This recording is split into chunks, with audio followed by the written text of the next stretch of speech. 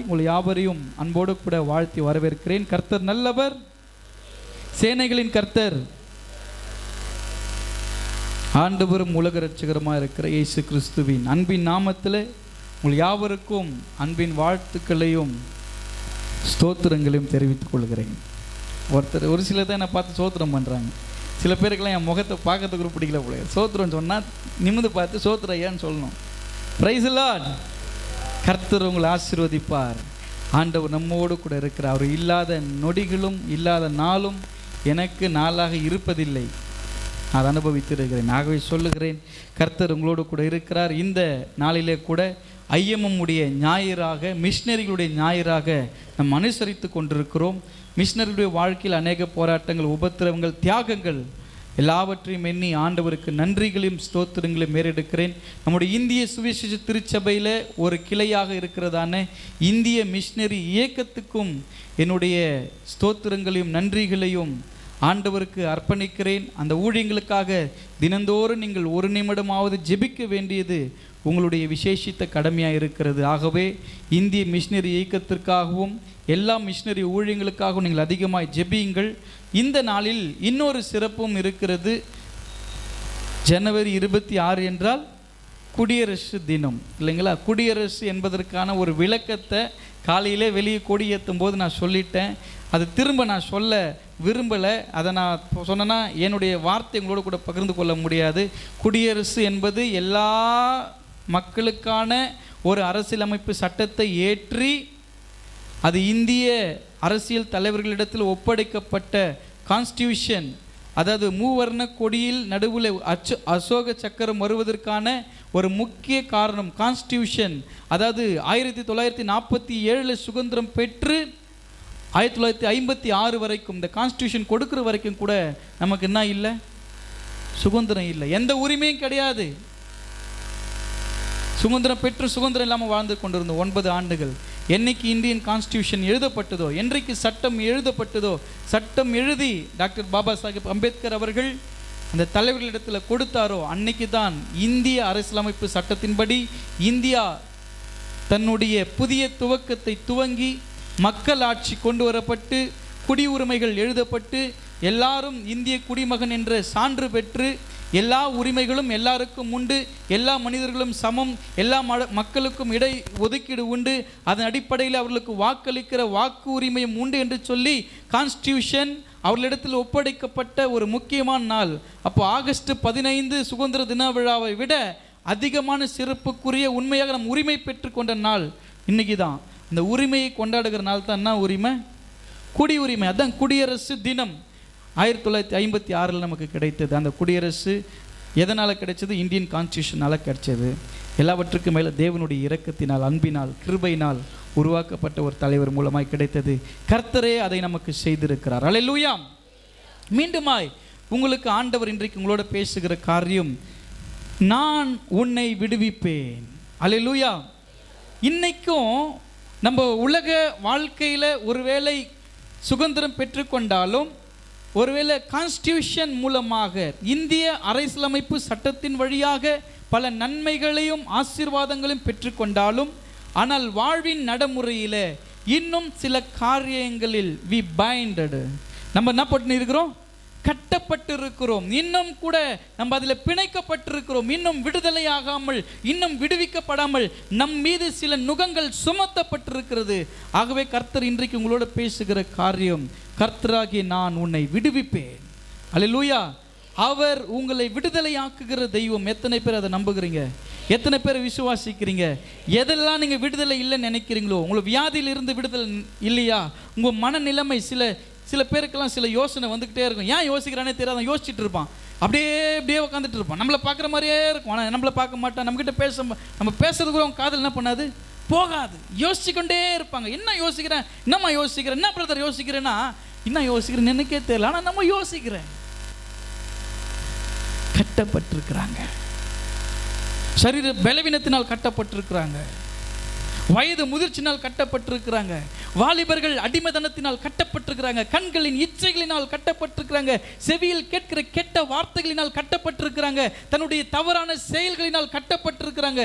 இன்னும் விடுதலை இல்லாதபடிக்கு, மகிமையோடு கர்த்தரை ஆராதிக்க முடியாதபடிக்கு, ஜெபிக்க முடியாதபடிக்கு, விசுவாசிக்க முடியாதபடிக்கு, சபையில ஆண்டவரை வந்து தேட முடியாதபடிக்கு பலவிதமான பாவ காரியங்களிலும் சாபங்களிலும் மக்கள் கட்டப்பட்டிருக்கிறார்கள். அப்படி கட்டப்பட்டவர்களுக்கு தான் கர்த்தர் சொல்லுகிறார், நான் உங்களை விடுவிப்பேன். அல்லேலூயா. எந்த இடத்துல கட்டப்பட்டிருக்கிறோம், எந்த இடத்துல அடிமையாக்கப்பட்டிருக்கிறோம், இன்றைக்கு கர்த்தர் உங்களுக்கு விடுதலை கொடுக்கிறார். சங்கீதங்கள் புஸ்தகம் 50ஆம் சங்கீதம் 15வது வசனத்தை நம்ம வாசிப்போம். ஆபத்து காலத்தில் என்னை நோக்கி கூப்பிடு, நான் உன்னை விடுவிப்பேன், நீ என்னை மகிமைப்படுத்துவாய். ஹல்லேலூயா. ஆண்டவர் உங்களுக்கு வாக்கு கொடுக்கிறார். இந்த உலகத்தில் யாருமே கொடுக்க முடியாத ஒரு வாக்கு. என்ன வாக்கு தெரியுமா? ஆபத்து நேரத்தில் நோக்கி கூப்பிடுறது தான். எல்லா நேரத்தில் எல்லாரும் கூட இருப்பாங்க, ஆபத்தும் போது தான் யாரும் கூட இருக்க மாட்டாங்க. ஆனால் ஆண்டவர் ஒரு சவால் கொடுக்குற, என்ன தெரியுமா? நீ எப்பவுமே கூப்பிடலாம் கூட, உன் ஆபத்தில் உன் கஷ்டத்தில் என்னை நோக்கி கூப்பிடு, நான் உன்னை விடுதலையாக்குவேன், நீ என்னை மகிமைப்படுத்துவேன். அல்லேலூயா. கஷ்டத்துக்கு கதவு அடைக்கிறவங்க தான் இருக்கிறாங்க. கஷ்டத்துக்கு ஃபோனை சுவிட்ச் ஆஃப் பண்ணுறவங்க தான் இருக்கிறாங்க. கஷ்டத்துக்கு உன்னை பார்த்தா மறைஞ்சுக்கிறவங்க தான் இருக்கிறாங்க. ஆனால் கஷ்டத்துக்கு என்னை நோக்கி கூப்பிட்டு நான் இருக்கிறேன்னு சொல்கிறதுக்கு ஒருத்தர் இருக்கிறாரு, ஆண்டவராகிய இயேசு கிறிஸ்து. உன் கஷ்டத்தில், உன் ஆபத்தில், ஆபத்துன்றது ஒரு பயங்கரமான ஒரு காரியம். ஆபத்தை யாரெல்லாம் அனுபவிச்சிருக்கிறீங்களோ, ஆபத்தை யாரெல்லாம் உணர்ந்துக்கிறீங்களோ, அவங்களுக்கு தான் ஆபத்து என்னன்னு புரியும். ஆமாவா இல்லையா? ஆபத்துனா யாருக்கு, சில பேருக்கு ஆபத்துனா தெரியாது. ஆபத்துனா என்னது? அது ஒரு விபத்து மாதிரி நினைப்பாங்க. அப்படி கிடையாது. ரொம்ப டிஃபிகல்ட்டான சுச்சுவேஷனுங்க, ரொம்ப இடுக்கமான ஒரு நெருக்கமான நேரம். யார்கிட்டையும் சொல்ல முடியாது, நம்மளால் அழாமல் இருக்க முடியாது, அழுதாலும் பிரச்சனை.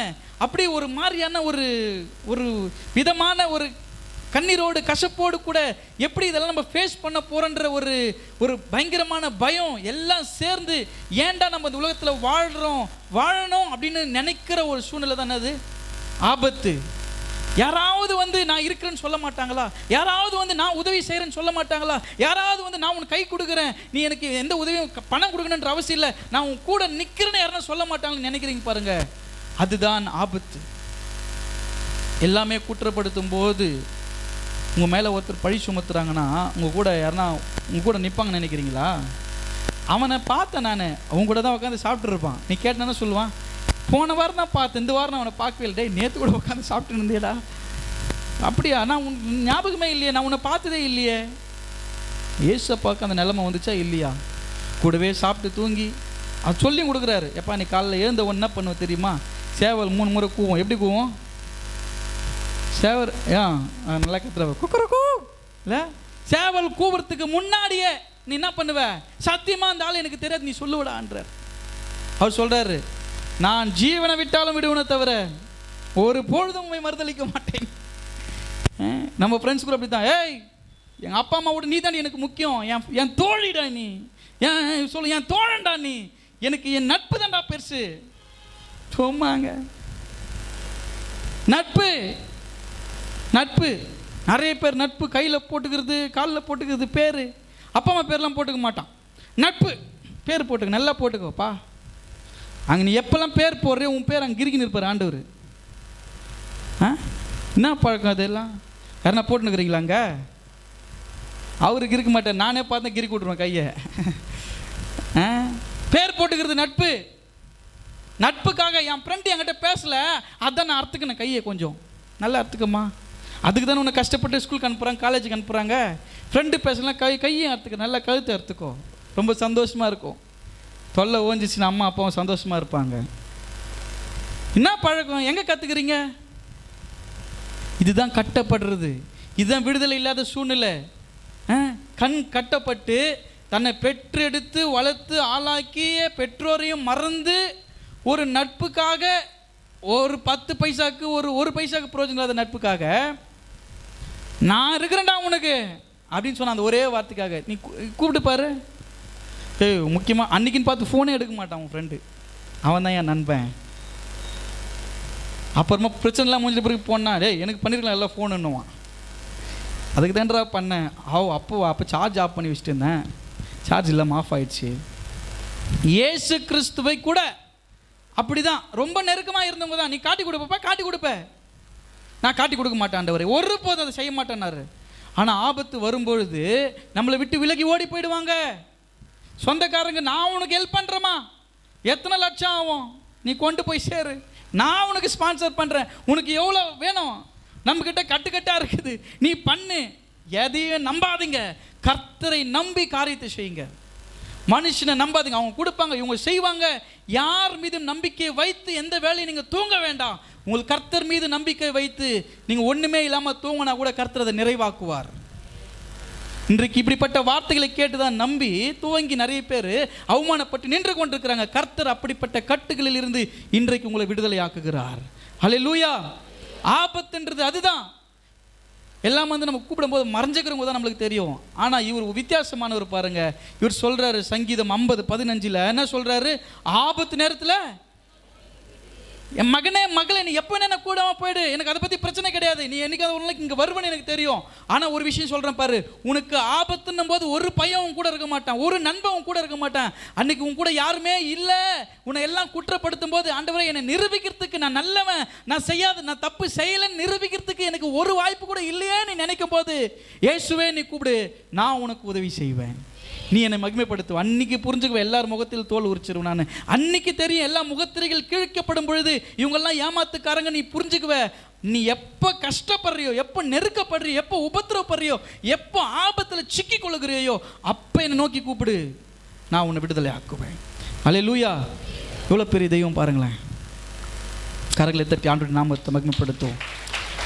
அவர் சாதாரணமாக சொல்லுங்க, அவர் சாதாரணமாக சொல்ல, அவர் வந்து நல்லா இருக்கிற நேரத்தில் எல்லாருமே கூட இருப்பாங்க, இருக்கும்போது எல்லாம் கூட இருப்பாங்க, இல்லாத போது உன் ஆபத்தில் என்னை நோக்கி கூப்பிடுன்றது சான்ஸ் இல்லை. அந்த வார்த்தையை நீங்கள் நல்லா யோசிச்சு பாருங்க.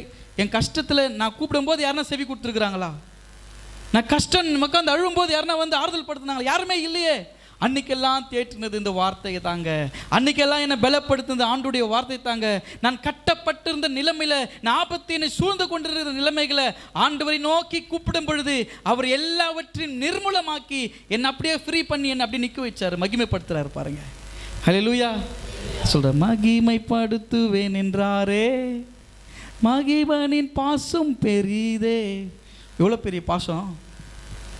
அந்த மாதிரி பாசம் யாருக்குமே கிடையாது. அதனால சொல்கிறேன், கர்த்தர் உங்களை விடுதலை ஆக்குவார். பக்கத்தில் கை கூத்து சொல்லுங்க, இந்த வருஷத்தில் எதெல்லாம் நீங்கள் கட்டப்பட்டிருக்கிறீங்களோ எல்லாவற்றிலிருந்தும் கர்த்தர் உங்களை விடுதலை ஆக்கிட்டார். ஆமாம், விடுதலையை நாம் பெற்றுக்கொள்ள வேண்டும் என்றால், கர்த்தர் நம்மை விடுவிக்க வேணும்னா நம்ம சில காரியங்களை செய்யணும். ஒரு 3 காரியத்தை நான் ரொம்ப சுருக்கமாக சொல்கிறேன். முதலாவது காரியம், ஆண்டவரை துதிக்கிறவர்களை கர்த்தர் என்ன பண்ணுறாரு? விடுதலை ஆக்குறாருங்க. அல்லேலூயா. நம்ம விடுதலை ஆகணும், என்ன பண்ணணும்? ஆமாம், துதிக்கணும்.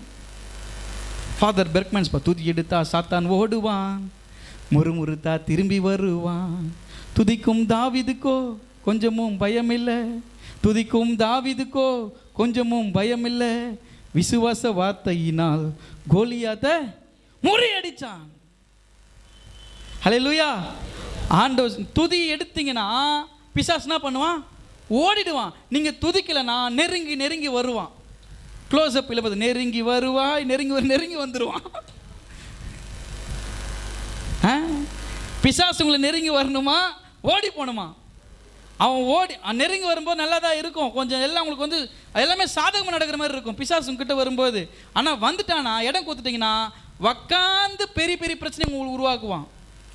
நான் ஜெபம் பண்ணலாம், நல்லா தானே இருக்கிறோம், விசுவாசிகள் நல்லா தானே இருக்கிறோம், பாஸ்ட் நான் ஜெபம் பண்ணதில் நடக்குன்னு சொன்னார், நம்மளாம் ஜெபம் பண்ண இது நடக்குது, விசுவாசியம் நடக்குது. பிசாசும் அற்புதம் பண்ணுவாமா?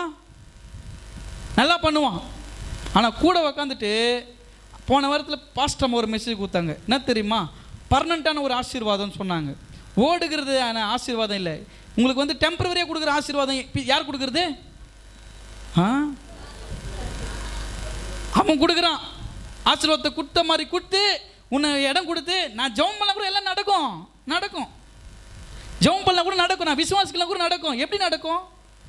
பிசாசால் நடக்குது. அது நடக்கிற மாதிரி நடக்கும். அவன் கூட நீ இடம் கொடுத்துடுவ, டோட்டலாக ஜெபம் பண்ண மறந்துடும், லேசி சோம்பேறி ஆகிடுவேன். நீ ஜெபம் பண்ண மேலே நடக்குதுன்னு நினச்சிட்டு இருக்கிறியா? ஏதோ ஒரு கிருபை தயவுல காப்பாற்றி விட்டுன்னு இருக்கிறாரு. பிசாசு வந்து உக்காந்துட்டான்.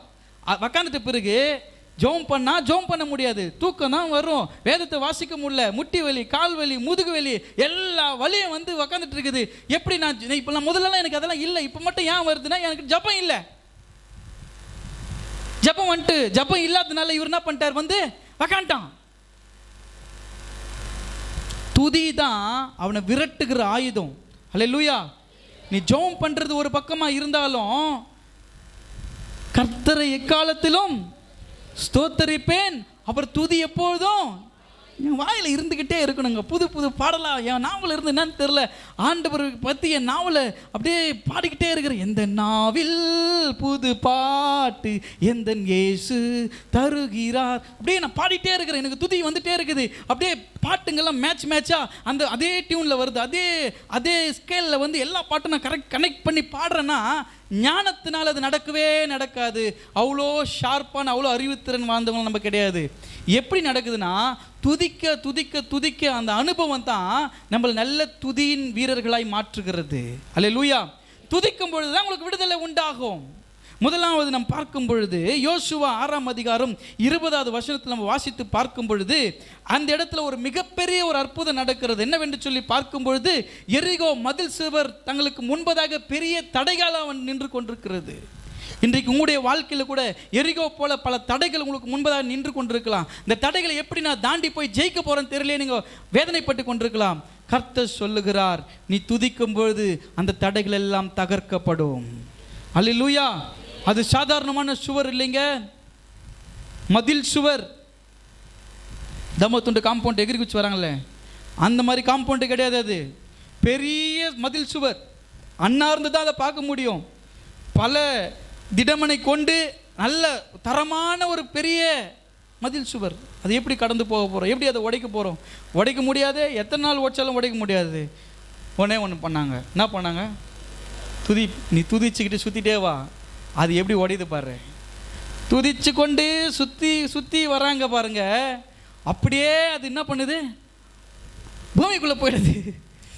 ஆண்டவர் உங்களுக்கு தடையாக இருக்கிற பிரச்சனை எல்லாம் எப்படி தெரியுமா, நீங்கள் துதிக்க அப்படியே பூமிக்குள்ளே போய்டும். இருந்த அடையாளமே இங்கே செவ்வறு இருந்த அடையாளமே தெரியலையே. அந்த அளவுக்கு நீங்கள் துதிக்கும் பொழுது அந்த துதி என்ன பண்ணும், உங்கள் தடைகளை தகர்த்திடும். அல்லேலூயா. வேகமாக ஓடும்போது குறுக்கில் எதுனா வந்தால் என்ன ஆகும், நின்றுடுவாங்க தெரியுமா. வேகமாக ஓடும்போது திடீர்னு யாரும் கிராஸ் பண்ணாங்கன்னா நமக்கு கஷ்டமாயிடும். வேகமாக வண்டியில் போகும்போது திடீர்னு குறுக்கணும், எப்படி போகிறான் பாரு பைத்தியக்காரன் சொல்லுவாங்க, எப்படி போகிறான் பாரு மென்டல், எப்படி போகிறான் பாரு மூளைக்கு தான் போகிறவனுக்கு, வண்டி ஓட்டு தான் பாரு, எப்படி மேக மாதிரி பார்த்துன்னு போகிறான் பாரு சொல்லுவாங்களா இல்லையா? திடீர்னு வேகமாக போயிட்டு திடீர்னு குறுக்க வரான், தண்ணி போட்டுக்கிறான் பொழுது, அவன் எதோ போயிட்டான் அவசரத்தில். நான் சொல்கிறேன் பாருங்கள், இது போல் தான் வேகமாக. ஆனால் இந்த அத்லெட்டுக்கெலாம் தெரியும், தடை தாண்டு ஓட்டம் ஒன்று அடல்ட்னு ஒன்று இருக்குது தெரியுமா? அடல்ட்ஸ் தாண்டி இருக்கிறீங்களா? நான் ஓடி இருக்கிறேன். அந்த ஓட்டத்துக்கு பேர் என்னது? தடை தாண்டு ஓட்டம் தான். தடைகளை தாண்டி ஓடுகிற ஓட்டம் தான். அந்த ஓட்டத்தில் நிறைய பேர்லாம் அந்த பார்ட்டிசிபேஷன் பண்ண மாட்டாங்க. நான் தடை தாண்டு ஓட்டம் ஓடி இருக்கிறேன். வந்த வேகத்தில் அந்த ஸ்பீடை கம்மி பண்ணி அந்த தடை தாண்டி இன்னும் கொஞ்சம் தொலைவு ஸ்பீடை எடுத்து கொஞ்சம் தொலைவு அதை தாண்டி அங்கே போய் வின் பண்ணும்போது 2 பேர் 3 பேர் ஊந்துட்டு இருப்பான் மாட்டிக்கினேன். கர்த்தருடைய கிருபையில் ஒரு முறை கூட நான் விழவே இல்லை. ஸ்லோவாக வேணால் ஓடி தோற்று போயிருக்கிறேன். ஆனால் நான் ஒரு முறை கூட அந்த அடல்ட்ஸ் ஓடும்பொழுது நான் தடுக்கி கீழே விழுந்து கிடையாது. கர்த்தருடைய கிருபையினால் காக்கப்பட்டிருக்கிறேன். அதனால் சொல்கிறேன், உங்களுக்கு தடைகளாய் வந்து நிற்கிற பிரச்சனைகள், ஒரு நல்ல காரியத்தை தூங்கும்போது தடை வருதா, ஒரு வீட்டு வேலை தூங்கும்போது தடை வருதா, பிள்ளைகளுக்கு படிப்பின் காரியத்தை தூங்கும்போது தடை வருதா, ஒரு பிஸ்னஸ் ஸ்டார்ட் பண்ணும்போது தடை வருதா, ஒரு வேலைக்கு போய் ஜாயின் பண்ணும்போது தடை வருதா, நீங்கள் ஒரே ஒரு ஆயுதம் தான் பண்ணணும், அவங்ககிட்ட போய் போராட வேண்டாம், துதித்து கொண்டே இருங்க. தடைகள் எல்லாம் மாறி நீ போகிறதுக்கு வழி ஆட்டோமேட்டிக்காக திறக்கும். அல்லேலூயா. வழி உண்டாக்கும், கர்த்தர் வழியை உண்டாக்குவார். இன்னொருத்தர் அதே மாதிரி துதிச்சாங்க, பவுல் சீலா என்று சொல்லப்படுகிற 2 கோவர்க்கர்ஸ். பவுல் சீலா யார் சொல்லுங்க பார்க்கலாம்? பவுல் சீலானா யாரு? ஹஸ்பண்ட் ஒய்ஃபுங்க. பாஸ்டர் என்ன பாஸ்டர் அது கூட தெரியாதா? பவுல்னா ஆம்பளை, சீலானா பொம்பளை, ஹஸ்பண்ட் ஒய்ஃபுங்க. இது கூட தெரியாமல் இவ்வளோ பாஸ்டர் ஆகிட்டுக்கிறீங்களே. பவுல் சீலான்றது 2 பேருமே ஆம்பளை தான். பவுல்னால ஆம்பளை தான், சீலான்றது சைலஸ் அப்படின்வாங்க. 2 பேருமே யாரு? ஆண்கள் தான். 2 பேருமே யாருன்னு பார்த்தீங்கன்னா மினிஸ்ட்ரி கோவர்க்கர். நாங்கள் இறையல் கல்லூரியில் ஊழியத்துக்கு போகும்போது ஒரு இடத்துக்கு ஊழியத்துக்கு போகிறோன்னா ஒருத்தர் அனுப்ப மாட்டாங்க, 2 பேராக தான் அனுப்புவாங்க. இப்போ என் கூட வரவங்க யார்? கோவர்க்கர். அப்போ பவுலுடைய கோவர்க்கர் ஜப பார்ட்னர்னுவாங்கல்ல, ப்ரேயர் பார்ட்னர், தமிழ்னது ஜபம் பங்காளர். 2 பேருமா சேர்ந்து கை கோர்த்து ஜெபம் பண்ணுறதுக்கு 2 பேருமே இருக்கிறாங்கல்ல. இவங்க 2 பேருமே என்ன பண்ணுறாங்க? பிரசங்கம் பண்ணதால எங்கே போடுறாங்க? சிறையில் போடுறாங்க. சிறையில் போட்ட பிறகு அவங்க துதிக்கிறாங்க. துதிக்கிறதுனால என்ன பண்ணுது? சிறைச்சாலை கதவுகள், சங்கிலிகள்லாம் உடைக்கப்படுகிறது. எல்லாம் ஆச்சரியப்படுறாங்க, எப்படி இது நடந்தது? துதி தான்.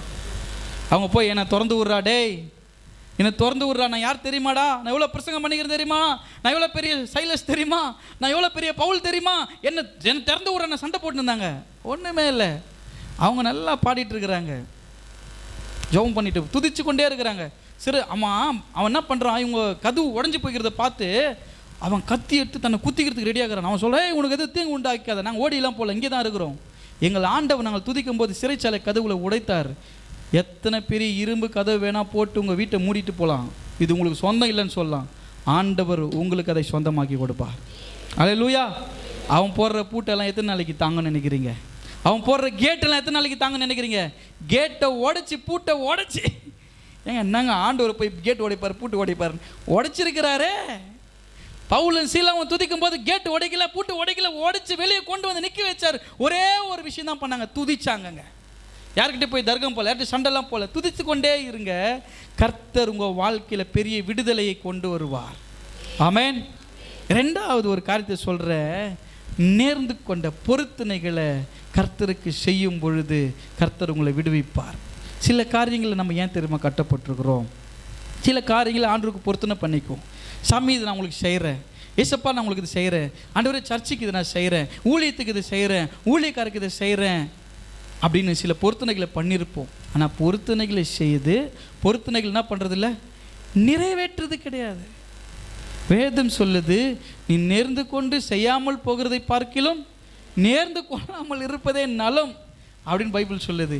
நம்ம நேர்ந்து கொண்டு செய்யாமல் போன நிறைய காரியங்கள் இருக்கும். நீங்கள் யோசிச்சு பாருங்கள், ஜோம் பண்ணி பாருங்கள். ஆண்டவர் நான் ஏதாவது செய்யாமல் விட்டுக்கிறேன்னா, உங்கள் சபைக்கு ஏதாவது செய்யாமல் விட்டுக்கிறேன்னா, உடைய ஊழியக்காருக்கு ஏதாவது நேர்ந்து கொண்டு செய்யாமல் விட்டுருக்கிறேன்னா, ஏதாவது குறை இருக்குமா, என்னை மன்னிச்சிருங்க ஆண்டவரே, என்னை விடுதலையாக்குங்க நீங்கள் கேட்கும்போது ஆண்டவர் உங்களை விடுதலையாக்குகிறவராக இருக்கிறார். எப்தா என்று சொல்லப்பட்டுகிற ஒரு மனிதனை குறித்து 1ஆம் வேத பாடம் வாசித்தோம். எப்தா எல்லாரிடத்திலும் அடிமைப்பட்டு கிடந்த நாட்களிலே ஆண்டவரோடு கூட உடன்படிக்கை பண்ணுகிறான். ஆண்டவரே, இந்த மீதியான் தேசத்தில் இருக்கிற மக்களையும் அங்கே இருக்கிற எல்லா ஆட்களையும் என்னுடைய கரத்தில் நீர் ஒப்பு கொடுப்பீர் என்றால், நான் போரில் வெற்றி பெற்ற பிறகு நான் எதிர்கொண்டு வரும்பொழுது எது என் முன்பதாய் வருகிறதோ அதை நான் உமக்கு என்ன பண்றேன், பலி கொடுக்கிறேன். நான் போரில் வெற்றி, அவங்களெல்லாம் என் கைக்கு நீங்கள் ஒப்பு கொடுத்தீங்கன்னா, நான் ஜெயிச்சுட்டு வந்துட்டேன்னா, விஸ்வா வாலிபால் மேட்சுக்கு போகிறேன்னு வச்சுக்கோ, போயிட்டு ஆண்டவரே நான் கண்டு ஜெயிச்சுட்டு வந்துட்டேன்னா, இந்த வாரத்துலேருந்து நான் சர்ச்சை விட்டு எங்கேயுமே போக மாட்டேன். ஒரு பொருத்தனை தான் சொல்கிறேன், பொருத்தனை. நான் இங்கேருந்து எங்கேயும் போக மாட்டேன் ஆண்டவர். ஒரு பொருத்தனை அப்படின்னா அந்த பொருத்தனை எப்படி இருக்கணும், நிற்கணுங்க. இவர் எப்தா என்ன பண்ணுற, ஒரு பொருத்தனை பண்ணுறாரு. ஆண்டவரே நான் போயிட்டு அந்த மீதியானில் இருக்கிறவங்க அவங்க ரொம்ப கடுமையாக விளையாட கொடுங்க, நீ ஜோம் பண்ணிட்டு போ, கடுமையாக விளையாடுறவங்க ஆண்டவரே எல்லாம் திம்ம மாதிரி இருக்கிறானுங்க, அவனுக்கு கூட நான் சின்னதாக இருக்கிறேன், தாவீதை போல நான் அடிக்கிற அடி அது பால்லாம் இங்கே போன ஆண்டவர், நீ ஜோம் பண்ணிட்டு போ, கடவுள் பெரிய காரியங்களை செய்வார், பொருத்தனை பண்ணிட்டு போ. இவன் சொல்கிறான், ஆண்டவரே இந்த மீதியானில் இருக்கிறவங்களெல்லாம் என் கைக்கு ஒப்பு கொடுங்க ஆண்டவரே, இவனுங்கெல்லாம் பயங்கரமான பராக்கிரமசாலிகளாக இருக்கிறாங்களேன்னு சொல்லிட்டு ஜெபம் பண்ணுறான். அப்போ நீங்கள் எனக்கு அது பண்ணினீங்கன்னா நான் உங்களுக்கு ஒரு டீலிங், உமக்கு எனக்கு ஒரு உடன்படிக்கை. என்ன உடன்படிக்கை தெரியுமா ஆண்டவரே, நான் கண்டி அப்படி வெற்றி பெற்று வரும் பொழுது என் எதிர்க்கா எதை வந்தாலும், இந்த வார்த்தை ரொம்ப இம்பார்ட்டன்ட், எதை வந்தாலும் நான் என்ன பண்ணுவேன், உமக்கு பலி செலுத்துவேன்னு சொன்னாருங்க. ஒரே சந்தோஷம், வெற்றி பெற்றுட்டார், 6 வாரத்தோடு டான்ஸ் ஆடிக்கிட்டு வராரு. அவருக்கு ஒரே ஒரு குமாரத்திங்க, ஒரே ஒரு பொண்ணு, அவர் தவிர வேற பொண்ணு இல்லை, வேற பையனும் கிடையாது, ஒரே பொண்ணு. அப்பா வெற்றி பெற்றார் என்ற செய்தி கேட்ட உடனே கிண்ணறத்தை எடுத்து வாசித்து கொண்டு அப்பாவுக்கு முன்பதாக எதிர்கொண்டு போகிறாள். அவன் சட்டையை கிழித்து கொண்டு அழுகிறான், ஆண்டவரே நான் ஒப்பு கொடுத்தேனே, நான் வெற்றி பெற்று வரும்பொழுது எது முன்பதாய் வந்தாலும் பலி கொடுப்பேன்னு சொன்னனே, ஆனால் என் ஒரே மகள் வந்து விட்டாளே. கர்த்தருடைய பிள்ளைகளே, கர்த்தருக்கு நேர்ந்து கொண்டீங்கன்னா, ஊழியத்துக்குன்னு அர்ப்பணித்த பிள்ளைங்க என்னைக்கா இருந்தாலும், ஃபஸ்ட்டு மார்க் எடுத்தாலும் லாஸ்ட் மார்க் எடுத்தாலும் ஸ்டேட் ஃபஸ்ட்டு வந்தாலும் அவன் ஊழியம் மட்டும்தான் பண்ணணுமே. அப்படி இல்லைன்னா ரொம்ப நிலைமை ரொம்ப மோசமாயிடும். ஆண்டவரனுக்கு ஒப்பு கொடுத்த காரியம், கர்த்தருக்குன்னு ஒப்பு கொடுத்த காரியம், உங்கள் பொருள் மீது உங்களுக்கு அவ்வளவு ஜாக்கிரதை இருக்கும் என்றால் அவருக்குரியது மேலே அவருக்கு எவ்வளோ அன்பு இருக்கும். அவருக்குரிய பொருள், அதில் என் தாயை நான் அதிகமாக மெச்சுக்கொள்ளுவேன். என் புத்தி மாறி போச்சு. வாலிபனாக இருக்கும்போது மிலிட்ரிக்கு போனோம், செலெக்ஷன் ஆயிடுச்சு. எஸ்பிஐயில் எக்ஸாம் எதுனா பாஸ் ஆயிடுச்சு.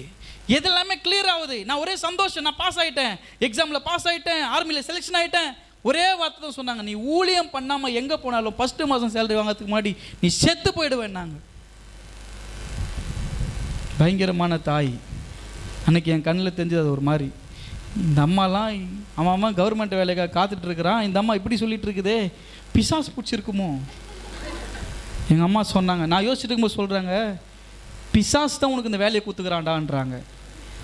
நம்ம ஜோம் பண்ணி எக்ஸாம் எழுதி பாஸ் பண்ணி வேலைக்கு போட்டால் இந்த அம்மா சொல்கிறாங்க ஈஸியாக என்ன சொல்கிறாங்க, பிசாசு தான் உனக்கு இந்த வேலையை கொடுத்தான். ஆமாம், பிசாசு தானே கவர்மெண்ட் நத்தினுக்கிறான், அவன் லெட்டரி வாங்கி ஆபேத் பண்ணாக்கு இந்த வேலை கொடுங்க. எப்படிமா பேசுகிறான்? ஆண்டவர் கொடுத்தவ, ஆண்டவர் கொடுக்கல, இதை பிசாசு தான் கொடுத்தான். நீ ஊழியம் பண்ணனா ஊழியக்காரன், நீ ஆத்மா, ஒரு ஆத்மாவை நீ பல ஆத்மாக்கள் ஆண்டவருக்குள்ளே வழி நடத்துவேன்றது தெரிஞ்சுதான் இந்த வேலையை கொடுத்துட்டா உனக்கு பணம் கொடுத்து ஏமாற்றி வீட்டில் உட்கார வைக்கலான்னு பார்க்குறான். நான் விட மாட்டேன், நீ பைபிள் காலேஜுக்கு தான் போகணும். சந்தோஷமாக போனேன் நினைக்கிறீங்களா பைபிள் காலேஜுக்கு? எப்படா வெளியே அனுப்புவாங்க ஓடி போயிடலான்னு நினச்சின்னு போனேன் நான் பைபிள் காலேஜுக்கு. சின்ன வயசுலேருந்து பாஸ்ட் ஆகணும் ஆசை. பெருசான பிறகு அதெல்லாம் யார் அங்கெல்லாம் போட்டுக்கின்னு அதெல்லாம் போய் சுற்றி நான் நம்மளுக்கு வேணாம், பாஸ்ட்லாம் வேணாம், மிலிட்ரி பல தலையில் ஒன்று போட்டார். ஹே என்ன மிலிட்ரி போலீஸ் சும்மா விளையாடிட்டு போடா ஓடியத்துக்கு. எப்போ நம்மளுக்கு எப்போ ஏதாவது சொல்லி வெளியே அமைச்சிருவாங்கன்னு காத்துன்னு இருந்தாங்க. ஆனால் ஆண்டவருக்கு திட்டம் அது கிடையாது. வேணும் அப்படின்னா அவருக்கு பொருத்தனை பண்ணிட்டுனா அந்த பொருத்தனை உண்மையாக இருக்கணும். இவங்க அப்படி இருந்தாங்க பாருங்கள். எப்தா தன்னுடைய ஒரே பிள்ளை முன்னாடி வந்துட்டாங்க. அவர் என்ன பண்ணிட்டாரு, அந்த பிள்ளைய அவர் சொல்லிட்டாரு, அம்மா நான் ஆண்டவரோடு கூட ஒரு உடன்படிக்கை பண்ணேன், மீதியான் தேசத்தில் இருக்கிற என் கரத்தில் ஒப்பு கொடுத்தினா எது என்னை எதிர்கொண்டு வருகிறதோ அதை பலி கொடுப்பேன்னு சொல்லிட்ட மகளே. ஆனால் நீ எதிர்க்க வந்துட்ட, வேற வழி இல்லை, கர்த்தருக்கு நான் சொன்னதை நிறைவேற்ற வேண்டும், உனக்கு நான் பலி கொடுக்க வேண்டும் என்று சொல்லும்போது மகள் சொன்னால், அப்பா ஆண்டவருடைய விருப்பத்தின்படி உங்களுடைய ஆசையின்படி எனக்கு பலி கொடுங்க, எனக்கு ஒரு 6 மாதம் டைம் கொடுங்க, என்னுடைய மலையில் இருக்கிற என் சகோதரி என்னுடைய நண்பர்களோடு கூட நான் கொஞ்ச நாள் இருந்துட்டு வரேன்ட்டு அவங்க மலையில் போய் இருந்துட்டு வந்துட்ட பிறகு அவர் பலி கொடுத்தார். பொறுத்தனை அது பொறுத்தனை. சில பேர் கோழி வந்துடும், அவர்னா யோசிச்சிருப்பார், கோழி ஆடு மாடு இருந்தால் வரும், பூச்சி பலி கொடுத்துலாம், இல்லை வேலை ஆள் யாருன்னா வருவாங்க. நமக்கு சொந்தமானதே வரும்போது தான் நம்மளுக்கு என்ன வரும், இல்லை ஆண்டவர் இந்த பொறுத்தனை நான் அப்புறமா பண்ணுறேன் ஆண்டவரே. நம்ம அப்படிதான் நம்ம எல்லாம் செஞ்சுட்டு இருப்போம். கொஞ்சம் அதிகமாச்சுன்னா இது வேணாம் ஆண்டவரே, நான் அப்புறமா இது கொஞ்சம் நாளைக்கு அப்புறம் பண்ணுறேன் ஆண்டவரே, பண்ணாமல் போக மாட்டேன். அப்படி கிடையாதுங்க. நேர்ந்து கொண்டபடி செய்கிறவர்களாக இருக்கும் பொழுது கர்த்தர் உங்களை விடுதலையாக்குவார். எப்தா விடுதலையாக்குனாரா? அவங்க கருத்துக்கு விடுதலையாக்கி அந்த தேசத்தை அவங்க கையில் ஒப்பு கொடுத்தாரா? ஆனால் என்ன பண்ணுறது, சூழ்நிலை. அவர் ஒப்பு கொண்டபடி கர்த்தருக்கு அந்த மகிமை செலுத்தினார். தாவீதும் தன்னுடைய பொறுத்தினை நிறைவேற்றினார் என்று சொல்லி சங்கீதம் 51 13 12 13 நம்ம வாசிக்கிறோம். கர்த்தர் நம்முடைய வாழ்க்கையில் அற்புதங்களை செய்ய வேண்டும், விடுதலையாக்க வேண்டும் என்றால் நம் செய்த பொறுத்தினைகளில் உண்மையாக இருக்கணும். கடைசியாக சொல்கிறேன் பாருங்கள், எல்லா நிலைமைகளிலும் கர்த்தரை தேடுகிறவர்களாய் நாம் இருக்க வேண்டும். அல்லேலூயா. கர்த்தரை நோக்கி கூப்பிடுகிறவர்களாக இருக்கணும். எல்லா நிலைமைகளிலும் கர்த்தரை கூப்பிடணும். முதலாவது என்ன பண்ணணும், துதிக்கணும். ரெண்டாவது பொருத்தனைகளை நிறைவேற்றணும். மூணாவது எல்லா சமயத்தில் எல்லா நேரத்தில் யாரை நோக்கி கூப்பிடணும், வேறு யார் நீ கூப்பிட்டாலும் வரமாட்டாங்க, உதவி செய்ய மாட்டாங்க. ஆனால் இயேசு மாத்திரம்தான் கூப்பிடுதல சொல்கிறாரு, தம்மை நோக்கி கூப்பிடுகிற யாவருக்கும் 2 வார்த்தை சொல்கிறாரு. நீங்கள் நல்லா கவனிக்கணும். தம்மை நோக்கி கூப்பிடுகிற ஒரு கூட்டம் உண்டு, உண்மையாய் தம்மை நோக்கி கூப்பிடுகிறவர்கள் உண்டு. நீங்கள் நோக்கி கூப்பிடுற எல்லாருமே ஆண்டவர் நோக்கி கூப்பிடுறாங்க. ஆண்டவர் அறிஞ்சவங்க நோக்குறாங்க, ஆண்டவர் அறியாதவங்க இயேசுவேன்னு கூப்பிட்றாங்க. யார் கூப்பிட்டாலும் அவர் பதில் கொடுக்குறார். ஆனால் உண்மையாய் தம்மை நோக்கி கூப்பிடுகிற யாவருக்கும் எப்படி இருக்கிறாரு, சமீபம். அல்லேலூயா. நீங்கள் உண்மையாய் நோக்கி கூப்பிடும் பொழுது கர்த்தர் உங்களுக்கு சமீபமாக இருப்பார். அல்லேலூயா. இந்த இடத்துல அப்படிதான் 2ஆம் வேத பாடமாக நம்ம வாசித்தோம் இல்லைங்களா? படகில் பேதுருவை நம்ம பார்க்கிறோம். மார்க்கு 4:38 அது சொல்லப்பட்டிருக்கிறது. லூக்கா 8:24 வாசித்து பார்க்கும் பொழுது அவர்கள் ஆண்டவரை நோக்கி பார்த்ததினால அந்த இடத்தில் அவர்கள் ஆசீர்வாதத்தை பெற்றுக்கொண்டார்கள். யோனா தன்னுடைய வாழ்க்கையில் வழிமாறி விலகி ஓடும் பொழுது ஆண்டவரை நோக்கி பார்த்ததுனால யோனா காப்பாற்றப்பட்டார். இன்றைக்கு நீங்களும் கூட சில காரியங்களிலிருந்து சில விஷயங்களிலிருந்து தவறியிருப்பீர்கள் என்றால்